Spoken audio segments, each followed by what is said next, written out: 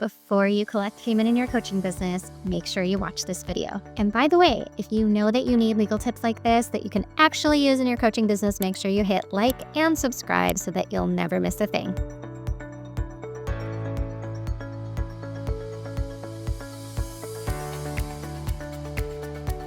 All right, collecting payment, especially earlier in business, is one of the most exciting parts of knowing that you're on the right track and you're starting to see the fruits of all of your labor. But there are a few things that you need to know that are not super intuitive about collecting payments legally in 2025 and 2026 in your coaching business.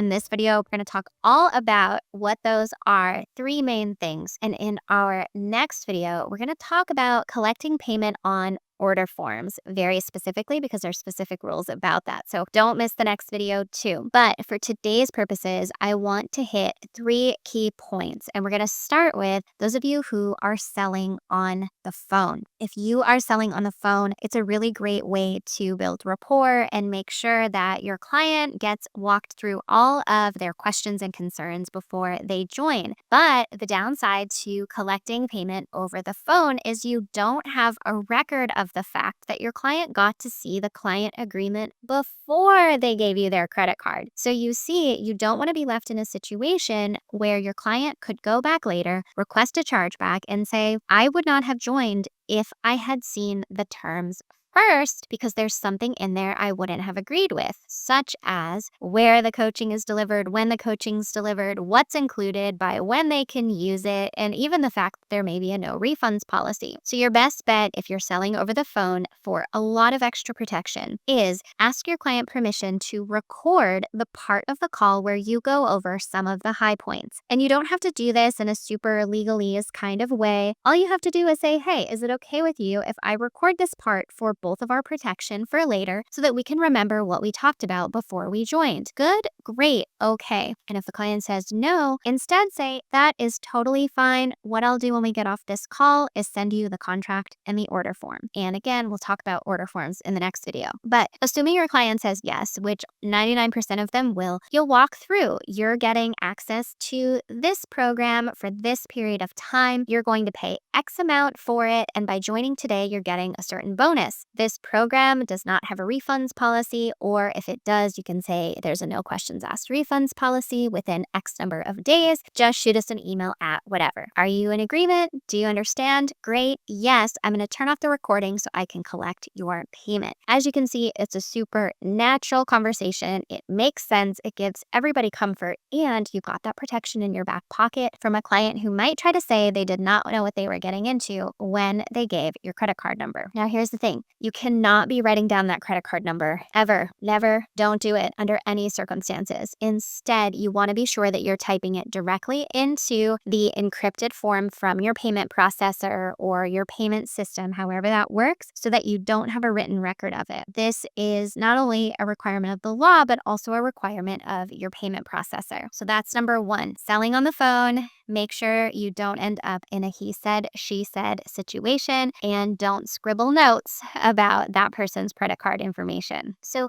the other things I want to talk to you in this video are about different types of payment plans. It's very common, especially for higher price programs, for coaches to provide a courtesy payment plan. And we want to make it very clear to our customers that in fact, it is just a courtesy and not a membership where if they stop paying, then you stop delivering. No, with coaching programs, you are setting aside the space and the energy and the bandwidth so that you can show up for your client while also being able to rely on the payments that they're going to be making in the future. So we want to be very clear with them that this is not a membership, because more often than not, people, when they do a chargeback request, will say, I thought I could cancel any time. So you want to be very clear about that. But if it is a membership, you have to make it super simple for people to cancel. Now, a lot of people wait until the last minute, and so it is not a legal requirement that you give people a refund if they accidentally accidentally let it renew, but as a matter of goodwill, you may want to have some type of internal policy that if they respond,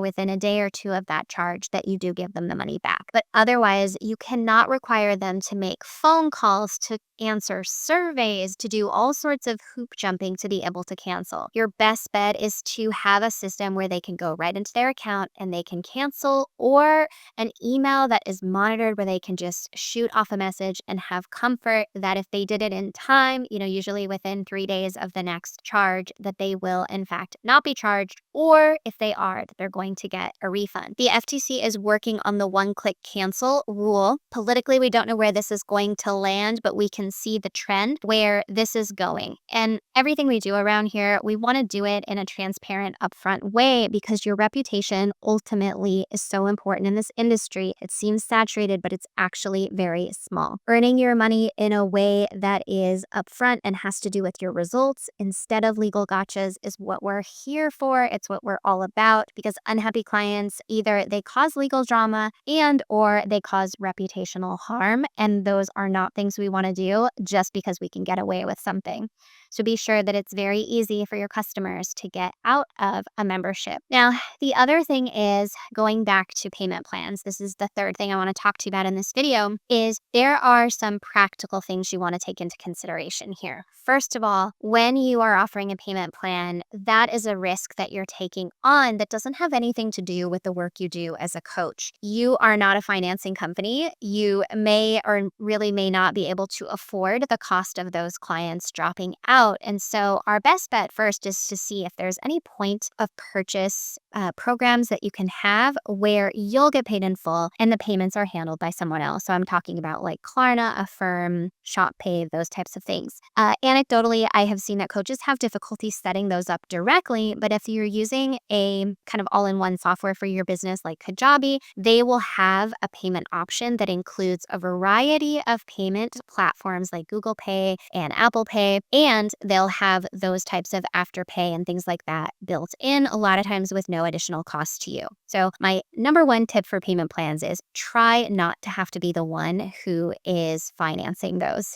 But if you are going to offer it, your next best bet is to be sure that the payment plan is not longer than the program. Just from a payment drama experience standpoint, people get very unexcited to continue paying after the program is over, and sometimes even during. So we want to keep it narrow. It also helps put the seriousness of the purchase at the forefront of your client's mind due to the amount of payments that are going to be made over the period of time. And we always want to be sure that they're really making a good purchasing decision, because you don't want to work with people who don't want to work with you or who really aren't ready. Unhappy clients cause payment drama. Now, the other thing about payment plans is we need to be very careful about the wording you're using. Because you are taking on a risk, it's likely that your payments will end up costing more than had they just paid in full. So the way that we want to address that to avoid any kind of lending laws is we want to explain that the full price of the program is, for example, $149 a month for 12